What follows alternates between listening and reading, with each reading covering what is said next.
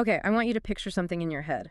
Just Oh, a simple, old-school balance scale, you know the kind, with the two brass pans hanging on either side. right, yeah, like the symbol for justice. Got it. Exactly. Now, on the left pan, I want you to place a very specific and, frankly, a very terrifying scenario. Okay. Let's say it's a 10% chance of losing your house in a fire. Oof. Total ruin, everything you own, every memory just gone. That's heavy. I mean, that's viscerally heavy. You feel that in your stomach. Right. And on the right side of the scale, you put the cost of your homeowner's insurance. Let's say it's, I don't know, $1,000 for the year. Okay, so the fear on one side, the cost on the other. Now, if you were a robot or a piece of software or what economists used to call a rational agent, and believe me, we are going to talk a lot about those mythical creatures today. The econs. Yes, the econs. If you were one of them, you would do a very, very cold calculation. You'd look at the probability of the fire, you'd multiply it by the total value of your house, and if the insurance premium cost even $1 more than that number, You wouldn't buy it, you'd walk away? you'd take the risk. You'd say the odds are in my favor, and you would just play the odds. Strictly speaking, yes. If the math doesn't pencil out, the rational agent self-insures. The logical move. But I don't do that. No. I definitely don't do that. Nobody I know does that. We paid $1,000. In fact, most of the time we knowingly overpay. We pay premiums that are statistically way higher than the actual risk, and we do it happily. Why? Because we're not actually weighing the math, we're weighing the emotion. Yes. We're weighing the regret, we're weighing the worry.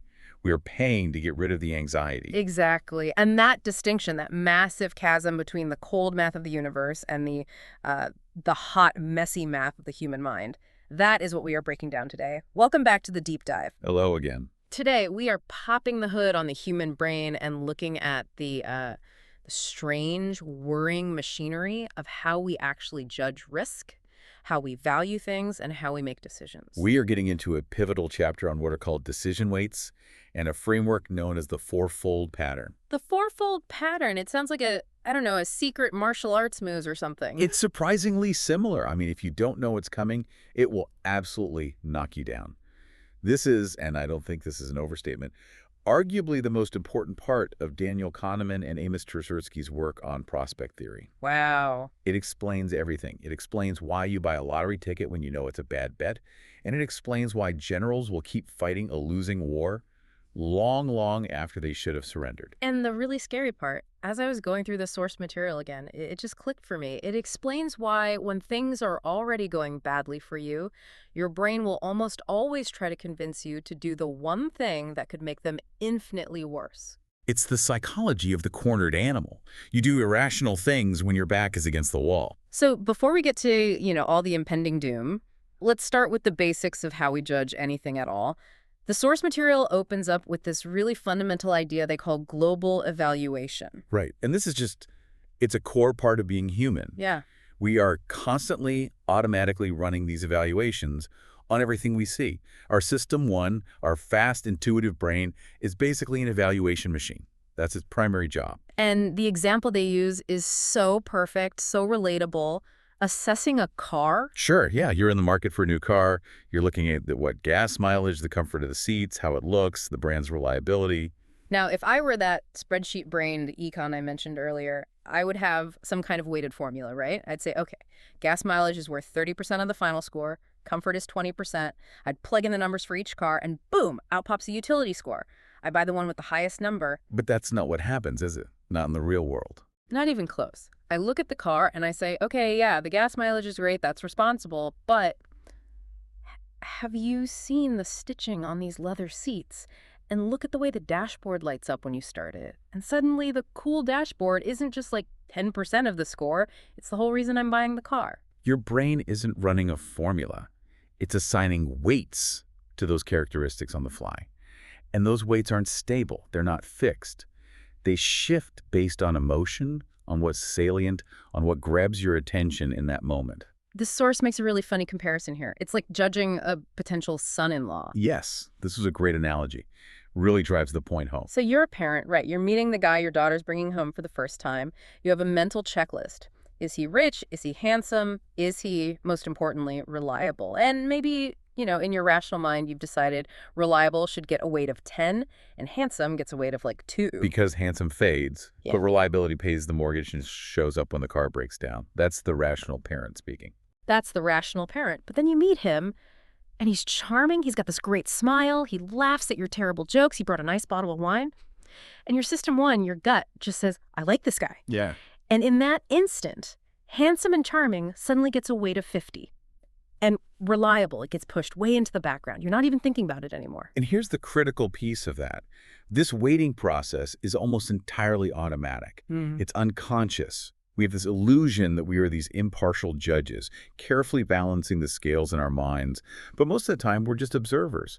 System one serves up a global evaluation. I like this car. I like this guy. And we run with it. We invent the reasons after the decision has already been made in our gut. Okay, so if we do this with cars and in-laws, where the stakes are, they're high, but maybe not life or death, the big question, and really the whole mission of this deep dive, is what happens when our brain applies this weird emotional weighting system to risk, to gambles, to decisions under real uncertainty? And that is where it gets so incredibly fascinating, because for a very, very long time, economists and decision theorists, they all operated under this very specific, very clean assumption. They truly believed that when money and risk were on the table, people would. They'd straighten up and fly right. They'd become rational. The econs would come out to play. The econs would emerge, yes. These mythical creatures that live in the economics textbooks, they are perfectly, consistently rational. They don't care about how a question is framed. They don't care about sunk costs. The only thing an econ cares about is the final state of their wealth. I feel like I know a few people who try to be econs. They usually just end up being really annoying at dinner parties explaining compound interest. Probably, yes. Yeah. But the model that these econs are supposed to use, it goes all the way back to a Swiss mathematician named Daniel Bernoulli, and is built on something called the expectation principle. Okay, let's unpack that. Let's unpack the expectation principle, because if we don't really get our heads around the rational baseline, we can't appreciate just how dramatically we deviate from it. It's actually a very beautiful, very elegant mathematical concept. All it says is that the value of any gamble, its utility, is simply the probability of each outcome multiplied by the value of that outcome. So it's basically just a weighted average. Exactly. A weighted average. Let's do some quick podcast math. I know it can be dangerous, but stick with us here. It's pretty straightforward. I have my imaginary calculator at the ready. Fire away. Okay, so I offer you a gamble. Let's say you have a 20% chance to win $1,000. Okay. And in the same gamble, you have a 75% chance to win $100. Right. So it's not one or the other, it's a combination. It's a ticket with those two possibilities. Yeah. How do you value that ticket? What is it actually worth? Well, if I'm a rational computer, an econ, I just do the multiplication. So 20% of 1,000 is $200. Correct. And 75% of 100 is $75. Right. So I just add them up. 200 plus 75 is 275. The expected value of that gamble is $275. Precisely. And the core logic of the expectation principle assumes that your psychological reaction should mirror that math perfectly. It assumes that the decision weights your brain uses are identical to the actual probabilities. Meaning a 50% chance of winning should feel exactly half as good as a 100% chance of winning. Yes, it's a linear relationship, a straight line. If I increase your probability of winning from 10% to 20%, the psychological value you place on that gamble should exactly double. It's just a clean straight line on a graph from 0 to 100. That's the theory. But, and this is the big but that this entire deep dive is about, that is not how actual living, breathing human beings work. We are not linear creatures. We are curvy. Psychologically curvy. We are psychologically curvy. Yes, that's a great way to put it. And the source material lays out this brilliant little thought experiment to prove it. They call it the 5% challenge. I loved this part. And I really want you listening right now to actually play along with this in your head. If you're not driving, maybe even close your eyes for a second. We're going to look at 4 different scenarios. And in each one, your chance of winning $1 million increases by exactly 5%. So remember, in every single case, the mathematical improvement is identical. You are gaining 5% more winning equity, so to speak. Your expected value goes up by the exact same amount. Right.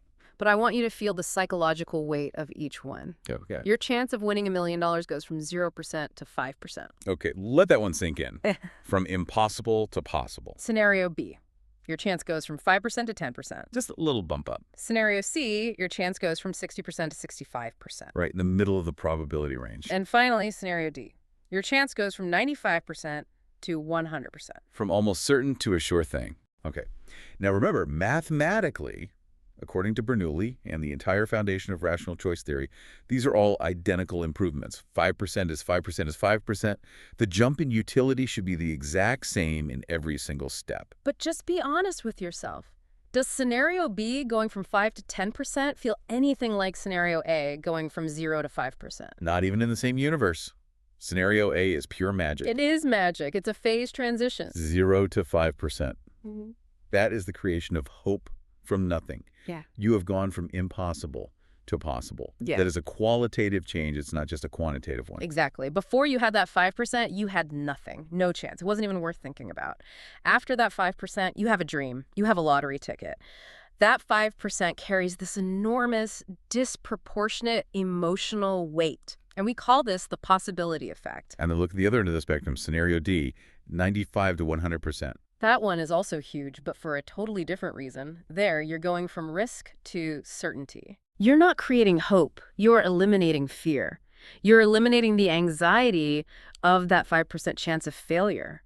That's another massive qualitative change. It brings peace of mind. It's the feeling of actually crossing the finish line and knowing you've won versus just being in the lead with a few feet to go. Right, and that feeling has a name, too. We call it the certainty effect.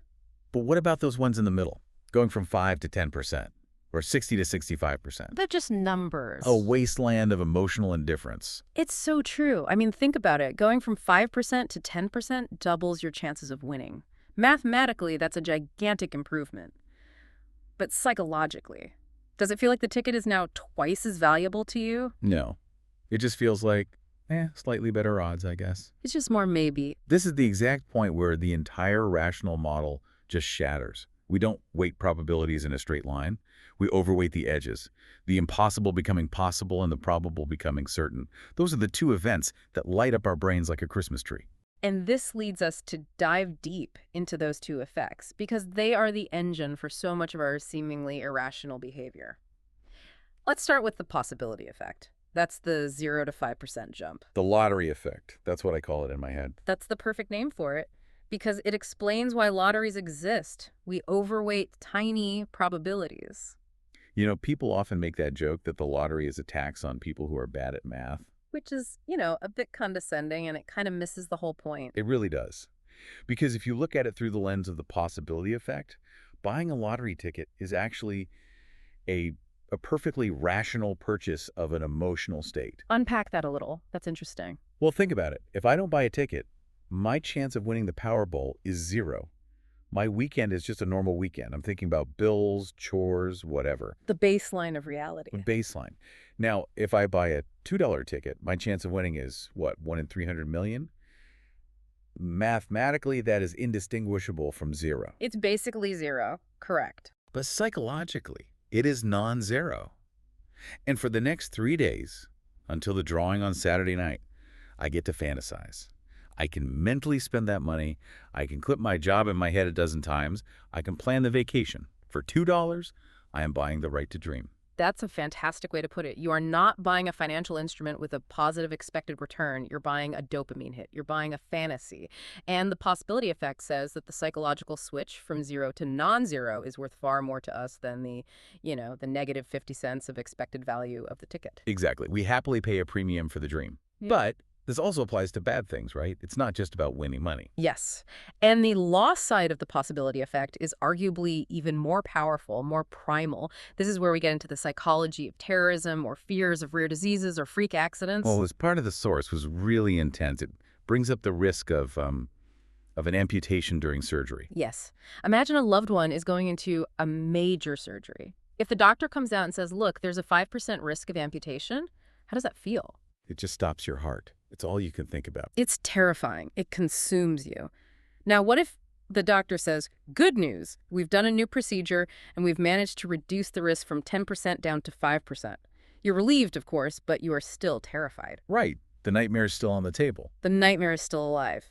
But what if the doctor says, we've done something extraordinary. We've reduced the risk from 5% to 0%. That's everything. I mean, I would pay every single dollar I have in the world to hear those words. To go from 5 to 0, I probably wouldn't pay nearly as much to go from 10 to 5. Even though the mathematical reduction in risk is identical, a 5% drop. But because of the possibility effect, we overweight that 5% risk so much. It looms larger in our minds than the math says it should. 5% keeps the nightmare alive. 0% kills the nightmare for good. So that's the possibility effect. We blow up small chances, good and bad. Now let's flip to the complete other end of the spectrum, the certainty effect. This is the 95 to 100% jump. And for this one, we have to talk about the greedy stepsister scenario. I love this example.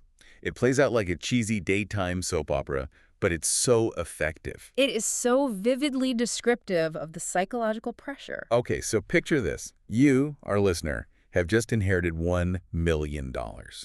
Your life is amazing. You're browsing Zillow. You're planning your new life. A great feeling. But of course, your greedy stepsister, let's call her Mildred, she emerges from the woodwork to contest the will. Of course she does. Typical Mildred. She drags you into a messy court battle. Now, your lawyer is fantastic. She's the best in the business. She looks at the case, the evidence, the will, and she tells you, listen, this is rock solid. I've seen 1,000 cases like this. You have a 95% chance of winning and getting the full $1 million. Okay, let's pause right there. Let's do the econ math. What is the expected value of your situation at this moment? 95% chance of $1 million is $950,000, plus a 5% chance of getting 0. So the value of my claim ticket is $950,000. Correct. Your asset is worth $950,000. Now, just then, the door to the lawyer's office creaks open. A man in a cheap suit from a risk adjustment company walks in. These are basically financial vultures. Right. And he says, listen, we'll make this all go away. We will give you $910,000 in cash right now. All you have to do is sign this paper, drop the case, and sell us your claim. So you're being offered $910,000 for an asset that is worth $950,000. A rational calculator, an econ, would scream from the rooftops, don't do it, that's a terrible deal. Yeah. You are voluntarily giving up $40,000 of value. You're literally throwing away a brand new car just to get the money a few months earlier. But I'm not a calculator. I am a human being who is absolutely terrified of that 5% chance of losing everything and seeing Mildred get it all. Exactly. The math doesn't matter anymore. If I stay in court, there is a 1 in 20 chance I walk away with nothing. 0. And that thought, it just eats at you. It would keep me awake at night.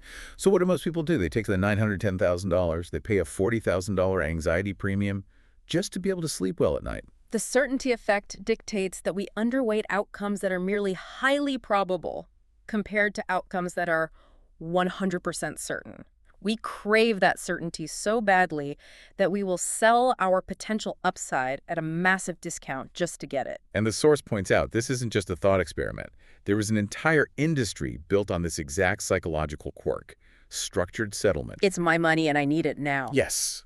Those commercials with the Vikings and the opera singers, they are literally monetizing the certainty effect. They are buying your uncertain future payout at a huge discount because they know you can't handle the anxiety of waiting. It is pure, highly profitable arbitrage on human psychology. They know that to a human brain, 95% feels frighteningly similar to maybe, but 100% feels like salvation. Now, it's easy for us to sit here and treat this as established fact, but we have to remember, for a very long time, this was heresy in economics. Yeah. The economists did not want to hear that their perfect, elegant formulas were wrong. They liked their straight lines. They loved their straight lines. It made the math clean. And this brings us to this incredible dramatic showdown that took place in Paris back in 1952. The LA paradox. It sounds like a spy thriller, doesn't it? The LA paradox. But it was actually a conference of the world's greatest economic minds. We're talking Paul Samuelson, Milton Friedman, Kenneth Arrow. I mean, the absolute titans who built the foundations of modern economics were all in this room. And the conference was organized by a French economist named Maurice Allais. And he was a bit of a maverick, a bit of a troublemaker. He had this goal. He wanted to prove right to their faces that even these geniuses were prone to the certainty effect, that they were just as irrational as everyone else. So he gave them a little test. Let's give the listeners the test right now. This is sometimes called the earn problem with marbles, but we'll use lottery tickets to make it clear. I want you to be really honest with yourself about which one you would pick. Okay, problem A. You have two choices. Right. Choice 1 is you get a 61% chance to win $520,000. Right. Choice 2 is you get a 63% chance to win $500,000. What do you pick? Okay, so when most people look at that, including the economists in the room, they say, well, the percentages are pretty close, 61, 63. It's basically the same amount of risk. But 520,000 is 20 grand more than 500,000? The risk is a wash, so I'll take the shot at the bigger prize. Most people pick choice 1. That seems pretty rational. You're trying to maximize your potential gain for a similar risk. Okay. Now, everyone, here's problem B. A new set of choices. A 98% chance to win $520,000. Or, choice 4, a 100% chance to win $500,000. And here, almost everyone flips. Allais found that even the most hardened economists in Paris flipped. They see that 100%, that guaranteed 500,000, and they grab it. They take the sure thing. I would absolutely take the sure thing. The thought of picking the 98% option and then being that one unlucky idiot who hits the 2% failure and gets absolutely nothing, the regret would be unbearable. I couldn't live with myself. And that emotion, that exact feeling of I couldn't live with myself, that's precisely what Allais was hunting for. He was trapping their intuition. Okay, so in problem A, we're risk takers. In problem B, we're risk averse. So what? What's the big deal? The big deal is that, mathematically, problem B is just a modified version of problem A. If you do the math, which is a bit complicated to explain on air, you can show that making one choice in A logically commits you to making a corresponding choice in B. Wait, how? The simplest way to think about it is that the core trade-off is the same in both problems. You are weighing a 2% difference in probability against a $20,000 difference in payout. In problem A, you decided that a 2% risk was worth taking for the extra 20 grand. Right. In problem B, you decided that a 2% risk was not worth taking for the extra 20 grand. You contradicted yourself. Your preferences are not consistent. So Allais caught them in a logic trap. He proved they weren't the rational agents they claimed to be. He did. He proved that the psychological gap between 100% and 98% feels massive and significant, while the gap between 63% and 61% feels tiny and insignificant, even though both gaps are exactly 2 percentage points. So what happened? Did the economists have a crisis of faith? Did they tear up their textbooks and bow down to Allais? Not exactly. Allais thought this would be a complete bombshell. He thought they'd abandon their rational choice models right there on the spot, but for the most part, they just kind of ignored it. That is classic. The real-world data doesn't fit my beautiful model, so the data must be an anomaly. That's essentially what they did. They called it a paradox or an anomaly and just kept going. But there's a famous story about one of them, a brilliant statistician named Leonard Savage. He was in the room, and he initially chose the irrational answers. When Allais showed him the mathematical proof that he had contradicted himself, Savage didn't argue. He said he felt ashamed. Shames. Yes, ashamed. Because he realized his powerful intuition had tricked him into being illogical. It took decades for psychology to really break through that wall of denial, which is what Kahneman and Tversky eventually did. They took what Allais called an anomaly and showed it was a fundamental law of human nature. And when they broke through, they didn't just point out the problem, they actually went and measured it. They calculated the specific decision weights that our brains seem to be using. This is one of my favorite parts of the source data because it's so revealing. They basically created a conversion chart. One column is actual probability, and the next column is decision weight. It's a translation guide between reality and the human brain. Let's run through a few of these numbers because they explain so much about our daily anxieties and hopes. Okay, let's start with a 1% chance of something happening. Rationally, that should have a decision weight of 1, but our brains. Our brains treat it like it has a weight of 5.5. We overweight that rare event by more than a factor of 5. That is why we worry more about shark attacks and plane crashes than we do about, say, heart disease or car accidents. The rarity makes it salient, and we inflate its importance. Okay, now let's go to the other end. A 99% chance of something happening. Rationally, that's a 99. It's almost a sure thing. But our brains give it a decision weight of only 91.2. We are surprisingly pessimistic about things that are almost certain. We act as if that tiny 1% chance of failure is actually almost a 9% chance. We obsess over the tiny possibility that things will go wrong. But here is the weirdest finding of all. What happens in the middle? The middle muddle, as I like to call it. Yes. The brain is incredibly insensitive to changes in the middle of the probability range. If you look at the actual probability, jumping from, say, 5% all the way to 95%, that's a gigantic leap in reality. You are 90 percentage points more likely to win. Right, a huge difference. But if you look at the corresponding decision weights in our minds, the value only goes up by about 66 points. We compress the entire middle of the spectrum. We just don't feel the difference between a 30% chance and 40% chance in the same way we feel the difference at the edges. It's almost like our brain only has 3 settings for probability. Yeah. Basically impossible, basically a sure thing, and maybe. That is a very, very accurate way to describe it. And maybe is this one big, blurry, undifferentiated bucket. There was a study described in the source that really drove this home for me, and I want to dig into this one because I actually found myself arguing with the text a little bit as I was reading it.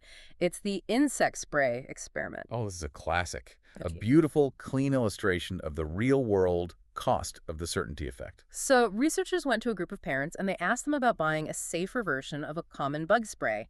In scenario 1, the current spray on the market causes 15 accidental poisonings for every 10,000 bottles sold. Okay, so a small but real risk. Right.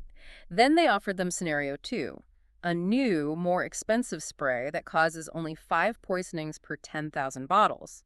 So you were reducing the risk by 2/3. You were preventing 10 accidents out of every 10,000. That is a huge safety improvement. A very significant reduction. And parents said they were willing to pay, on average, about $2.38 extra for that improved bottle. Okay, that seems reasonable. But then they offered them scenario 3. In this one, they were asked how much they would pay to go from the improved spray, the one with 5 poisonings, down to a perfectly safe spray with 0 poisonings. And suddenly, the amount parents were willing to pay shot up to $8.09. That is more than triple the money. Even though the actual reduction in risk was only half as large. In the first case, they paid $2 to prevent 10 accidents. In the second case, they paid $8 to prevent only 5 accidents. Now, the economists look at this and they throw their hands up and say, see, these parents are irrational. They're paying more money for less benefit. And technically, based on a pure risk reduction calculation, they're right. But let me play devil's advocate here for a second. If I'm that parent, I'm not just buying a reduction in statistics. I'm buying the ability to close a mental tab in my brain. A mental tab. What do you mean? Yeah. If the risk is 5 and 10,000, it's low. But I still have to worry about it. I still have to make sure the cabinet is locked. I still have that little background hum of anxiety. Is the lid on tight? Did the toddler see where I put it? It's a constant low-level cognitive load. But if the risk is 0, that hum stops. It's just silence. I can cross that worry off my list forever. I don't have to think about it ever again. That is actually a perfect description of what the source material is getting at. Yeah. You weren't paying for the statistical safety of the child, not really.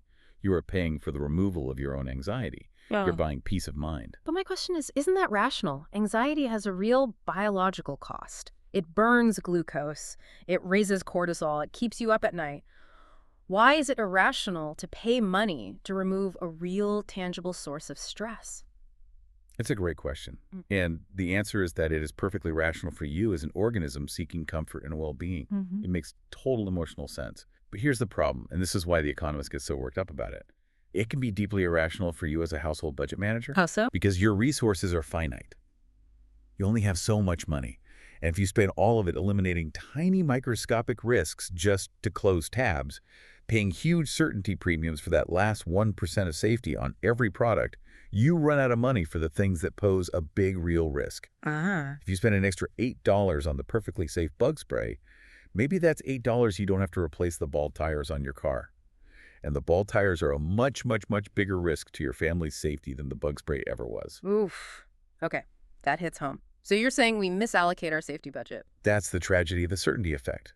By overpaying for 0 risk in small, salient areas, we often leave ourselves dangerously exposed in big, boring, but much more probable areas.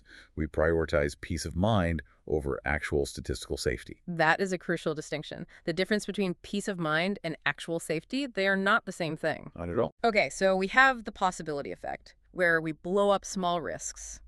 And we have the certainty effect, where we overpay for sure things. Now we need to put this all together. The source provides a beautiful, elegant framework that sums up everything we've talked about so far. It's the fourfold pattern. This is the core framework. This is the Rosetta Stone for decision-making. If you take only one thing away from this entire deep dive, it should be this mental grid. Imagine a simple 2x2 grid. Okay. The two columns are gains on the left and losses on the right. The two rows are high probability on the top and low probability on the bottom. Okay, I'm visualizing the grid. Let's walk through the quadrants one by one, and as we do, I want you, the listener, to think about where in your own life, your job, your finances, your relationships, you might be sitting in one of these four boxes right now. Let's start with the top left. High probability game. Okay, so the scenario here is you have a 95% chance to win $10,000. This is the greedy stepsister lawsuit we just talked about. You are almost at the finish line. And the dominant emotion in this quadrant is the fear of disappointment. Exactly. You are so close to the money, you can almost taste it. And that proximity makes the fear of that tiny 5% chance of failure feel absolutely agonizing. So what's the behavior? You become risk averse. You buckle. You accept a terrible settlement. You sell your winning lottery ticket for half price just to lock in the win and eliminate that fear. Top left. High chance of a gain makes you cautious. Okay, now let's go down to the quadrant below it. Bottom left, low probability gain. The scenario here is a 5% chance to win $10,000. This is buying a lottery ticket. This is investing in a friend's risky startup that probably won't work but might make you a millionaire. The emotion here is hope. Pure, unadulterated hope of a large gain. And because of that hope, the behavior is risk-seeking. We reject the safe, rational path, which is just keeping our money to take a long-shot gamble. We're swinging for the fences because the possibility effect makes us overweight that tiny chance of a life-changing win. Okay, so now let's shift over to the right side of the grid, the domain of losses. This is where it gets darker. Let's start at the bottom right. Low probability loss. A 5% chance to lose $10,000. This is the risk of your house burning down. This is the risk of getting hit with a freak lawsuit. It's an unlikely but catastrophic event. The emotion here is clearly fear. The fear of a large loss. Right. And what do we do when we're afraid of an unlikely disaster? We become risk averse. This is the quadrant of insurance. We willingly pay a premium. We pay more than the expected value of the loss just to eliminate that worry. We buy peace of mind. So far, this all feels pretty intuitive, right? When a good thing is likely, we get cautious. When a good thing is a long shot, we gamble. When a bad thing is a long shot, we buy insurance. Right. It all makes a certain kind of emotional sense. But we have one quadrant left, the top right, and this is the one that turns everything on its head. High probability loss. This is the danger zone. This is the quadrant where human rationality often goes to die. The source calls this the surprise finding of their research. It really was. Yeah. Because it defied all the standard economic models. The scenario is this. You have a 95% chance to lose $10,000. Now just think about that for a second. The loss is almost certainly going to happen. So you're backed into a corner, the bad thing is coming for you, and it's very unlikely you can escape. You are. And a rational person, an econ, would look at this and say, look, 95% is basically 100%. It's a done deal. The smart move is to mitigate the damage. Accept a settlement. Pay $9,000 for sure and save yourself the last $1,000. Cut your losses. But that is not what real human beings do in this situation. No, because the dominant emotion here is a desperate hope to avoid the loss. And the behavior this triggers is risk-seeking. We double down when we're already losing. We double down. We go all in. Because the thought of accepting a sure loss, even a slightly smaller one, is incredibly painful. It feels like an admission of defeat. Yeah. We hate booking a loss. But the gamble offers that tiny 5% sliver of hope that we might get away with losing nothing. And we cling to that hope. So we reject the safe settlement and we roll the dice, even if it means we risk losing the full $10,000 or even more. This explains so much destructive behavior in the real world. This is the gambler at the casino at 3 in the morning, down to their last $500, betting it all on one spin of the roulette wheel to try and break even. It's the exact same psychology. You've already lost $5,000. A rational person walks away and accepts the loss. But your brain, stuck in the top right quadrant, says, no, if I just bet my last $5,000, maybe I can win it all back and get to zero. You are risking total ruin just to avoid the pain of admitting you lost. The source brings up generals fighting losing wars. This is such a chilling, large-scale application of this. It is history's most tragic and bloody example of this quadrant in action. Imagine you're a general. All your advisors, all the data, it's telling you the war is lost. Rationality says, negotiate a surrender now. Save your remaining troops. Save your cities from being destroyed. Save your resources. But the psychological weight of accepting the sure loss of surrender is just too heavy. It's humiliation. It's defeat. So he thinks, but what if? What if we launch one last desperate offensive? It's a long shot, but maybe there's a 5% chance we can turn the tide. And because of that tiny, overweight sliver of hope, he sacrifices thousands more lives on a gamble that is almost certain to fail. This is how manageable failures escalate into absolute historic disasters. And businesses do this too, right? Chasing bad money with good. All the time. They've launched a product that's a flop. Instead of writing it off, they pour millions more into marketing it, trying to turn it around, just to avoid booking the loss on their quarterly report. Cutting your losses is easy to say in a business book, but psychologically, it feels like you're fighting against your own brain's survival instinct. We become gamblers precisely when we can least afford to be. Exactly. We become risk seekers when we are in the domain of losses. We are willing to risk everything just for the small chance to get back to zero. This leads perfectly into the final application section of the source material, gambling in the shadow of the law. I found this absolutely fascinating because it basically turns the entire legal system into a casino driven by the fourfold pattern. It really does. Because at its core, litigation is just a series of high-stakes gambles. And the fourfold pattern predicts with stunning accuracy who has the power in any legal negotiation. Let's actually role play this a little bit. Scenario A, the strong case. I'm the plaintiff. I'm suing you because you ran over my prize-winning rose bushes with your car. My lawyer tells me I have a slam dunk case, a 95% chance of winning. Okay. So that puts me in the top left quadrant of the grid, high probability gain. Right. You are looking at an almost certain win. But as we know from that quadrant, that makes you risk-averse. You're scared of that 5% fluke where the judge is in a bad mood or something goes wrong. You just want your check for the roses. Exactly. I'm nervous. But you're the defendant. You know you probably did it. You know you're probably going to lose. You are facing a 95% chance of losing. Which puts me squarely in the top right quadrant, the danger zone. I am facing an almost certain loss. And as we just discussed at length, that makes me risk-seeking. My brain is screaming, don't accept the sure loss, fight. Yeah. I'm thinking, I'm not going to just write you a check. I'm going to fight this in court. I'm going to drag it out. Because maybe, just maybe, your key witness moves to another country and I get off scot-free.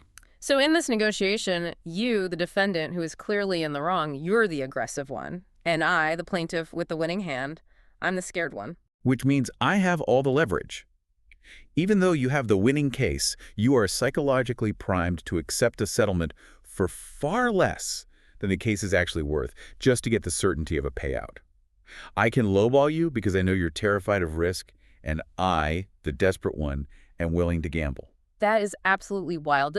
The loser in the case actually holds the power in the negotiation because they're willing to burn the whole house down. In that specific quadrant, yes, the party facing the sure loss is the dangerous party.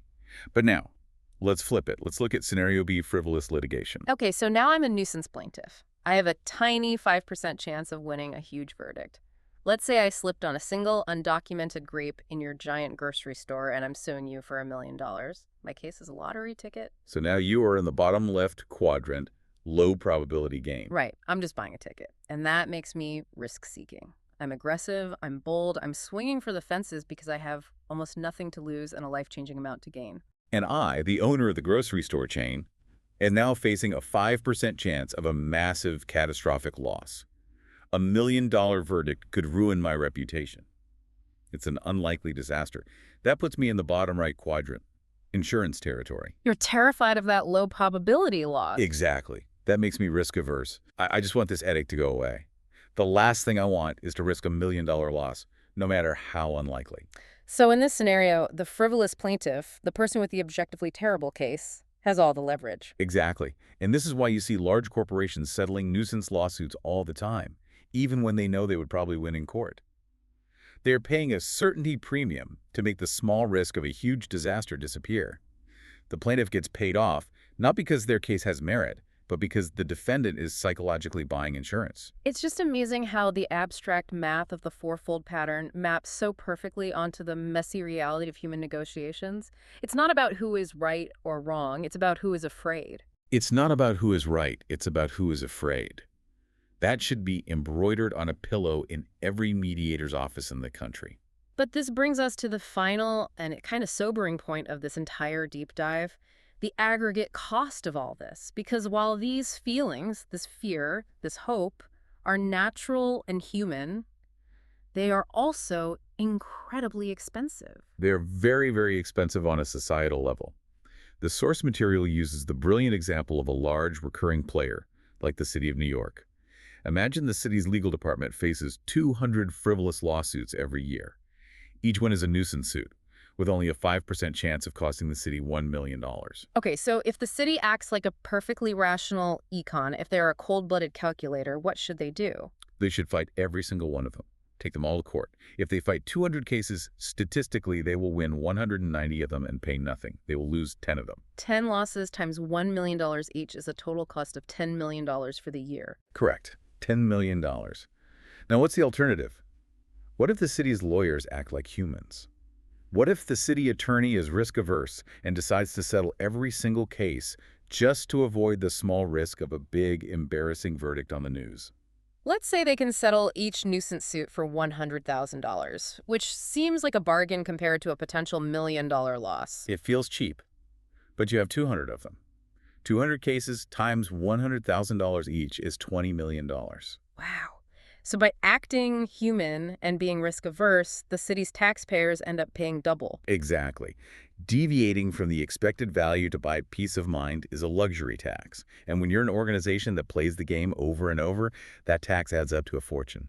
Now, I guess for an individual facing a one-time tragedy, maybe that tax is worth it. If I'm about to lose my one and only house, I can't comfort myself by saying, oh, well, statistically I'll win in the long run. I don't have a long run. I'll just be homeless. That's the crucial distinction. Mm-hmm. An individual cannot diversify their life. You only have one life. You can't play the law of large numbers with yourself. So it makes sense for you to buy insurance and overpay for certainty. But a city or a giant corporation or an insurance company, they are the law of large numbers. They face these exact risks thousands of times. For them, it is always, always more efficient to be rational. They should play the odds. Precisely. And the real danger comes when the leaders of these large organizations make decisions based on their own personal System 1 psychology, their own fear of looking bad, their own personal risk aversion, rather than on the aggregate math that best serves the organization. That's when you get massive waste. That's how you get terrible public policy. Wow. Okay, let's try and wrap this all up because my brain is starting to assign a very heavy weight to the needs coffee quadrant. This has been an incredible journey. To recap, we are not rational calculators. We are emotional weighting machines, for better or for worse. We massively overweight tiny probabilities, which is the possibility effect. And that gives us both lotteries and our crippling anxieties about rare diseases. And we underweight very high probabilities, which is the certainty effect. That's what makes us sell our winning tickets cheap, just to get the comfort of peace of mind. And most dangerously of all, when we are facing a high probability of a loss, we flip the script and become desperate risk seekers. We will gamble everything just to avoid the pain of accepting a sure loss. So here is the final thought for you, the listener, the provocative question to take with you from this deep dive. We all buy insurance. We all crave certainty in some parts of our lives.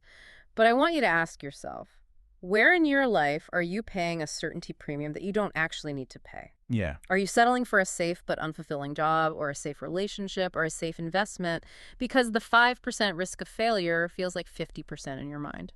And conversely, take a hard look at the places in your life where you might be losing.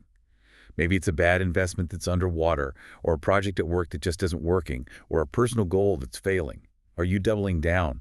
Are you taking wild, desperate risks just to avoid the simple, painful act of admitting defeat? Because that top right quadrant, that's where the true disasters live. Sometimes the most rational, the most difficult, and the bravest thing a human being can do is to simply look at the loss, accept it, and fold the hand. It hurts like hell in the moment. But sometimes it's the only thing that saves you from total ruin. Cutting your losses is rationally right, but psychologically, it's almost impossible. But now that you know the pattern, now that you can see the grid in your own mind, maybe, just maybe, you can catch your own brain in the act and make a different choice. Thanks for taking the deep dive with us. We'll see you next time. See you next time.